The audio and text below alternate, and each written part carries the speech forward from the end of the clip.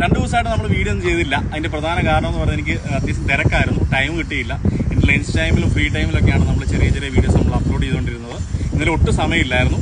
കുറച്ച് മുമ്പേ യാദൃശ്ചികവശാൽ എൻ്റെ ഒരു സഹോദരനെ വിളിക്കുകയുണ്ടായി.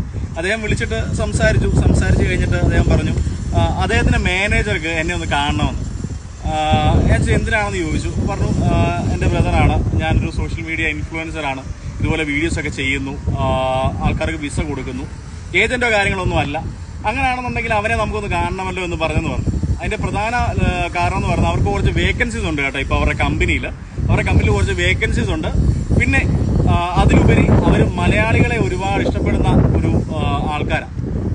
ഏറ്റവും കൂടുതൽ മലയാളികളാണ് അവരുടെ കമ്പനിയിൽ വർക്ക് ചെയ്യുന്നത്. അവർക്ക് മലയാളികളോടാണ് താല്പര്യം. പിന്നെ മലയാളികൾക്ക് ചീത്തപ്പേരുണ്ടായി കൊടുക്കാണ്ട് കുറേ മലയാളികൾ വേറെ ആൾക്കാർ ഇവിടെ ഉണ്ട്. അതെല്ലായിടത്തും കാണുമല്ലോ, എല്ലാ രാജ്യത്തും കാണും അങ്ങനെയുള്ളവർ.